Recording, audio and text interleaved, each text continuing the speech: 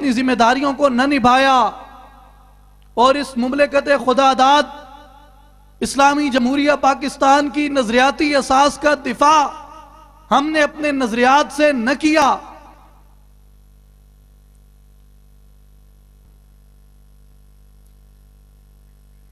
کل قیامت کے دن جب ہم خدا کی عدالت میں موجود ہوں گے تو ہم وہاں پہ اس رب العالمین کی عدالت میں کس طرح کھڑے ہوں گے، شرمندہ ہو کے، سر جھکا کے۔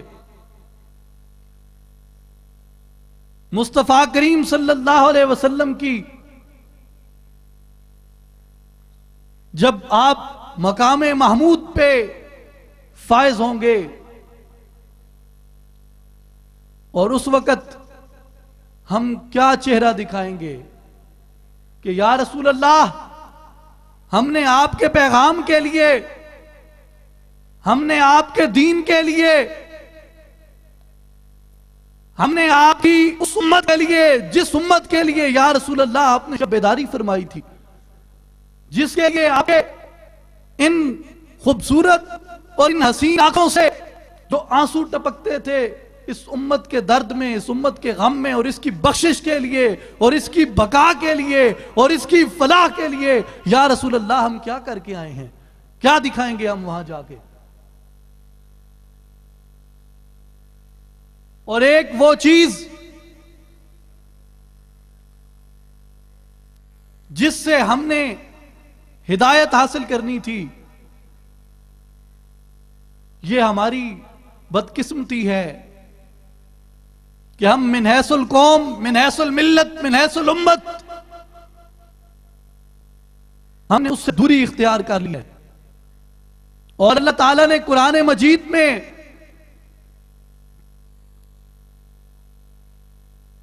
بارہا مرتبہ مخاطب فرما کے ہمیں جھنجھوڑا ہے،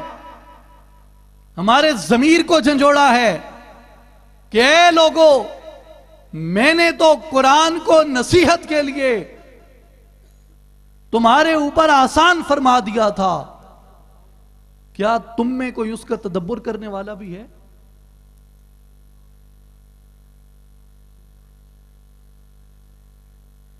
ہم نے اسے ترک کر دیا جسے اللہ نے کہا تھا ہدی للناس، جو مخلوق خدا کے لیے ہدایت ہے، اور وہ کتاب ذالک الکتاب لا ریب فیہ، جس کے اندر نہ کوئی شک ہے، جس کے اندر نہ کوئی شبہ ہے۔ ہم نے اس سے روگردانی کر لی، ان تعلیمات کو سمجھنے سے ہم قاصر ہو گئے۔ اور میں یہاں پہ ایک مختصر سا تجزیہ آپ کی خدمت میں پیش کرتا ہوں کہ اس وقت ہم مسلمانوں کے اندر تین طرح کے لوگ ہیں۔ ایک وہ جو قرآن فہمی تو کیا، قرآن خوانی سے بھی، تلاوت قرآن سے بھی محروم ہے۔ بدقسمتی ہے، میں اس سے زیادہ کچھ نہیں کہہ سکتا۔ اور دوسرا ان سے بہتر ایک طبقہ ہے جو قرآن مجید کی تلاوت تک محدود ہے۔ بڑی اچھی بات ہے، کم از کم اس کی وابستگی قرآن کے ساتھ ہے، بڑے اجر کی بات ہے، بڑی اس شخص کے لیے یہ قسمت کی بات ہے، اور اللہ تعالیٰ کی توفیق ہے اس کے اوپر جو ایمان کے ساتھ، خلوص کے ساتھ تلاوت قرآن کرتا ہے۔ لیکن ایک تحریکی کارکن ہونے کی حیثیت سے جب ہم اس بات کا جائزہ لیتے ہیں، ایک انقلابی تحریک کا کارکن ہونے کی حیثیت سے جب ہم اس بات کا جائزہ لیتے ہیں کہ کیا اتنا عمل کافی ہے،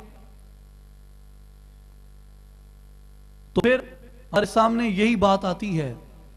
کہ قرآن کو فقط ایک اعلی ثواب تک محدود مت کریں۔ اس میں کوئی شک نہیں کہ قرآن کے ایک حرف پڑھنے سے ہماری نیکیاں بڑھ جاتی ہیں، ہمارا اجر بڑھ جاتا ہے، لیکن کیا اللہ نے قرآن صرف ہمارے لیے ثواب کی خاطر اتارا تھا؟ کہ میں ایک لفظ پڑھوں مجھے 10 نیکیاں، میں 2 پڑھوں مجھے 20 نیکیاں، میں 8 پڑھوں مجھے 80 نیکیاں، میں 100 پڑھوں مجھے 1000 نیکیاں. تو جیسے جیسے میں حروف پڑھتا جاؤں میری نیکیاں اور میرے درجات اور میرا اجر اور میرا انعام وہ اس کے اندر بلند سے بلندر ہوتا چلا جائے. کیا فقط اس لیے اللہ نے قرآن نازل فرمایا ہے؟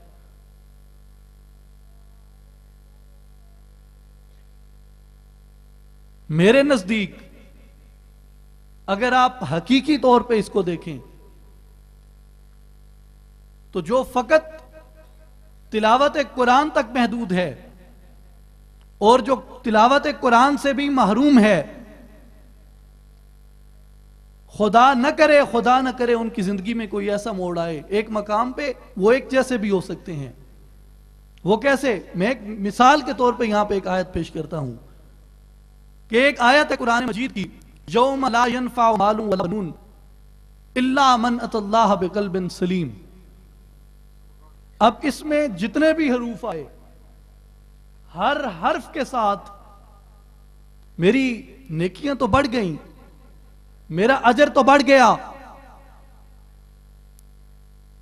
لیکن اگر میں اس آیت کے مفہوم کو نہیں سمجھ سکا،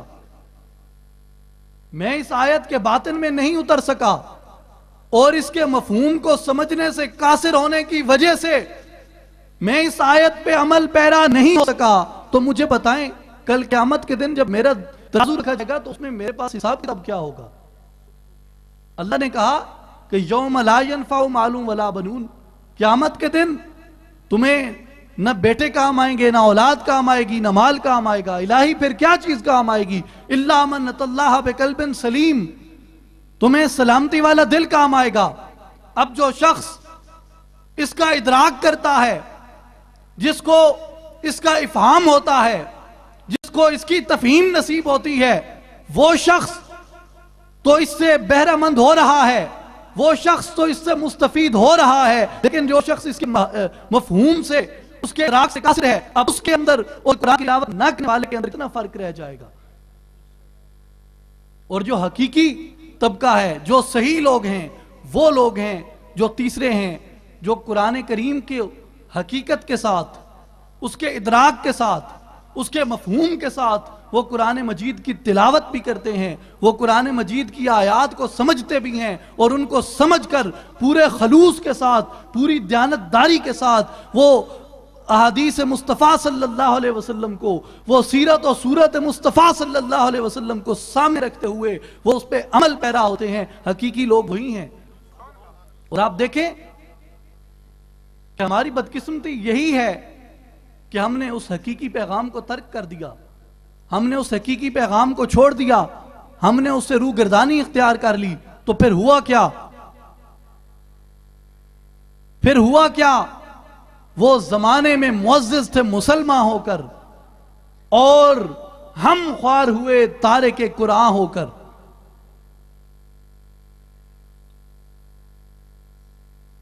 اور پھر اس سے بھی بڑھ کر جس آکٹوپس کے پنجوں میں ہم گر گئے وہ ہمارے مابین وہ فرقہ وارانہ تقسیم تھی اور وہ فرقہ وارانہ تفریق تھی جس نے ہمیں التباس میں مبتلا کر دیا، جس نے ہمیں کنفیوژن کے اندر مبتلا کر دیا کہ ہم نے قرآن کی کس تفسیر کو پڑھنا ہے، ہم نے کس مسلک کی، ہم نے کس فرقے کی تفسیر کو پڑھنا ہے، قرآن کی کس فرقے نے قرآن کی صحیح تفسیر کی ہے. تو پھر اس کے اندر جن لوگوں کی ایک سمت متعین ہو چکی ان کے لیے تو آسانی ہے، ان کے لیے تو مشکل نہیں ہے کہ وہ جہاں پہ وابستہ ہیں وہ وہیں سے ہدایت اخذ کریں گے. لیکن وہ لوگ جو دائرہ اسلام کے اندر ابھی داخل ہی ہوتے ہیں ان کے لیے اس میں کیا ہے؟ اور پھر اس کے ساتھ ایک اور تفریق، آپ کسی مورخ کے پاس جا کے بیٹھیں اور مورخ کے ساتھ آپ قرآن کے اوپر بات کریں، مورخ آپ کو بتائے گا جناب قرآن تاریخ کی کتاب ہے. آپ کسی سائنسدان کے پاس جا کے بیٹھیں، قرآن کیا ہے جی؟ وہ کہے گا جی قرآن سائنس کی کتاب ہے. آپ کسی فلسفی کے پاس جا کے بیٹھیں، وہ کہے گا قرآن فلسفے کی کتاب ہے۔ آپ کسی فقیہ کے پاس جا کے بیٹھیں، آپ سوال کریں، وہ کہے گا جی قرآن فقہ کی کتاب ہے۔ آپ کسی صوفی کے پاس جا کے بیٹھیں، وہ کہے گا قرآن تصوف کی کتاب ہے۔ قرآن کس چیز کی کتاب ہے؟ ہمیں یہ فیصلہ کرنا ہے، ہمیں اپنی منزل کا تعین کرنا ہے، اور اس کے لیے ہم دیکھیں قرآن کریم کس چیز کی کتاب ہے۔ اس سوال کا جواب یہ ہے کہ قرآن مجید رسول اللہ صلی اللہ علیہ وسلم پہ نازل ہوا، اور رسول اللہ صلی اللہ علیہ وسلم نے آپ نے اس قرآن کریم کو منبع ہدایت قرار دیا، بلکہ خود قرآن میں اللہ تعالیٰ نے اس کو منبع ہدایت قرار دیا۔ اور پھر جب ہم دین کی طرف دیکھتے ہیں تو ہمیں یہ قرآن کا فرمان ملتا ہے کہ اليوم اکملت لکم دینکم، کہ آج ہم نے آپ پہ دین کو مکمل فرما دیا۔ تو جب دین مکمل ہو گیا، جب دین کی تکمیل ہو گئی، تو اسے دین فطرت قرار دیا گیا۔ فطرت کے اندر سائنس بھی شامل ہے، فطرت کے اندر فلسفہ بھی شامل ہے، فطرت کے اندر فقہ بھی شامل ہے، فطرت کے اندر تاریخ بھی شامل ہے، فطرت کے اندر فقہ بھی شامل ہے، فطرت کے اندر تصوف بھی شامل ہے، فطرت کے اندر روحانیت بھی شامل ہے۔ تو جب ہم اسلام کو دین فطرت کہتے ہیں، اور اس کی جو کتاب ہے وہ پھر کتاب فطرت ہے، اور دنیا کے جتنے بھی علوم ہیں جن کی سمت مثبت ہے، جو ہدایت کی طرف جاتے ہیں، قرآن کریم ان تمام کا منبع ہے، اور قرآن کریم ان تمام کو یکجا کر کے پیش کرتا ہے۔ لیکن ہماری بدقسمتی یہ ہے، جسے اقبال نے ان الفاظ کے ساتھ بیان کیا کہ زمین کیا آسمان بھی تیری کج بینی پہ روتا ہے، غضب ہے سطر قرآن کو چلیپا کر دیا تو نے۔ میرے بھائیوں، میرے دوستوں، میرے بزرگوں، یہ تمام گفتگو کہ ہمیں قرآن سے اپنے راستے کا تعین کرنا ہے اور قرآن سے ہمیں ہدایت حاصل کرنی ہے، میری یہ آپ سے گزارش ہے کہ کوئی پکی سی گانٹھ لگا کے اسے اپنے دامن کے ساتھ باندھ لے، پکی سی گانٹھ لگا کے۔ اب مجھے اشعار یاد نہیں کچے پن کے، لیکن ایسی گانٹھ کے جس کے اندر کچا پن نہ ہو، پکے پن کے ساتھ ایک گانٹھ لگا لیں، اور اس سے قبل ہم جن مصائب اور جن مشکلات اور جن مسائل کا شکار ہیں وہ ہمارے سامنے ہیں، اور مغرب کی تہذیبی یلغار، مغرب کی ثقافتی یلغار، وہ ہمیں قرآن کے ان حقیقی تعلیمات سے محروم کرنا چاہتی ہے۔ اور صرف اپنے دامن کے ساتھ نہ لگائیں، آج کا جو تجدید عہد ہے وہ ہم نے اپنی آنے والی نسل کے لیے کرنا ہے۔ اصلاحی جماعت کے مبلغوں، تنظیم العارفین کارکنوں، اس حقیقت کا ادراک کر لو۔ خانقاہ سلطان العارفین کے ساتھ وابستہ لوگوں، ملت اسلامیہ کا درد رکھنے والوں،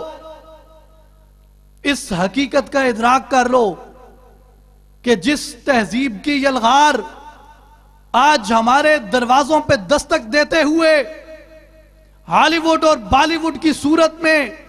ہمارے کمروں میں، ہمارے ذاتی آرام گاہوں میں جس طرح سے گھس چکی ہے، اپنے ایمانوں کی حفاظت کر لو، اپنی نسل کو اس تہذیب کی یلغار سے بچا لو، اور اپنی نسل کے کان کے اندر، اپنی نسل کے دل کے کانوں کو کھول کے ان کے اندر اس بات کو ڈال دو کہ اگر قرآن کا دامن تمہارے ہاتھ میں ہے تو دنیا کی کوئی طاقت تمہیں زیر و بم نہیں کر سکتی، لیکن اگر قرآن کا دامن تم اپنے ہاتھ سے چھوڑ دو گے تو پھر دنیا میں برباد ہو جاؤ گے، تمہاری داستان تک بھی نہ ہوگی داستانوں میں۔ آپ دیکھیں ہم نے اپنے ملک کے نظریے کو چھوڑا، ہم نے اپنے ملک کے اس نظریاتی اساس کو ترک کیا، تو آج ہمارا ملک کس برے اور کن کٹھن حالات سے دوچار ہو رہا ہے۔ لسانی تقسیم، صوبائی تقسیم، فرقہ وارانہ تقسیم، اس نے ہمارے ملک کو پہلے بھی دولخت کیا، اور اب بھی ہمارے ملک کی جو صورتحال ہے وہ انتہائی زبوں حالی کی ہے۔ اور بطور ملت ہم نے قرآن کا دامن ہاتھ سے چھوڑا، تو آج دیکھیں پوری دنیا کے اندر قبضے سے امت بھی چاری کے دین بھی گیا، دنیا بھی گئی۔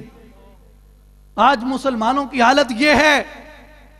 کہ استعماری طاقتوں کے بنائے ہوئے آتش و آہن کے وہ گولے وہ کن ممالک میں گر رہے ہیں؟ افغانستان میں، فلسطین کے اندر، چچنیا کے اندر، غزہ کے اندر، عراق کے اندر، اور اب پاکستان کے اوپر جو نظریں جمائی گئی ہیں، یہ کس کے لیے ہیں؟ یہ کون سے ممالک ہیں؟ ان ممالک میں کس ملت کی اکثریت ہے؟ مجھے اس بات کا جواب دو۔ اس کی وجہ یہ نہیں ہے کہ ہمارے پاس کسی عسکری طاقت کی کمی ہے یا ہمارے پاس سیاسی تدبر کی کمی ہے، نہیں، ہمارے پاس فکری تدبر کی کمی ہے۔ ہم نے اپنی نظریاتی اساس کو چھوڑ دیا، اور وقت کی قلت کے پیش نظر میں آپ سے یہی کہوں گا کہ ہم اس عسکری یلغار سے بھی نکل جائیں گے اور اس کے اثرات بھی ہم مٹا دیں گے۔